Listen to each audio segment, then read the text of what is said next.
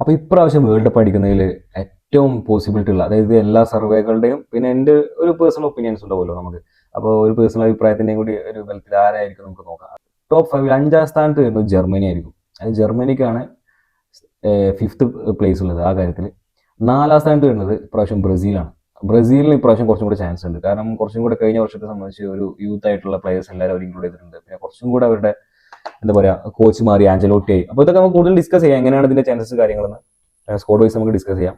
പിന്നെ മൂന്നാം സ്ഥാനത്ത് വരുന്നത് പോർച്ചുഗലാണ്. കാരണം കൂടുതൽ സ്ട്രോങ് ആയിട്ടുള്ള ഒരു ടീമാണ് ഇപ്രാവശ്യം പോർച്ചുഗൽ. എല്ലാത്തെയും പോലെയല്ല, മോർ ഒരു ടീം പ്ലേ ആയിട്ട് അവർ വന്നിട്ടുണ്ട്. 2ാം സ്ഥാനത്ത് വരുന്നത് എൻ്റെ ഫേവറേറ്റ് ടീമായിട്ടുള്ള അർജന്റീനയാണ്.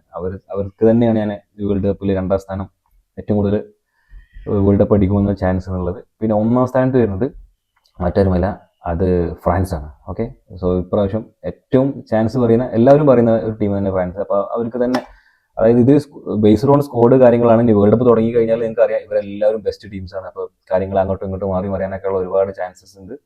കാരണം ഫുട്ബോളാണ്, പെട്ടെന്ന് കളികൾ മാറും, എല്ലാവരും ബിഗ് ടീംസാണ്. ഓക്കെ, സോ ഈ ഒരു 5 ടീം 4 ടീമായിരിക്കും സെമി ഫൈനൽസ് ഉണ്ടായിരിക്കും. അപ്പോൾ നമുക്ക് എങ്ങനെയാണെന്ന് ബാക്കി കൂടുതൽ എങ്ങനെയാണ് ഇതിന്റെ ചാൻസസ്, ടീംസിന്റെ ചാൻസസ് എങ്ങനെയായിരിക്കും നോക്കൗട്ട് കാര്യങ്ങൾ വരിക എന്നൊക്കെ ഉള്ളത് നമുക്കൊരു ജസ്റ്റ് ഒരു പ്രഡിക്ഷൻസ് ഇതിൽ നമുക്ക് ഡിസ്കസ് ചെയ്യാം.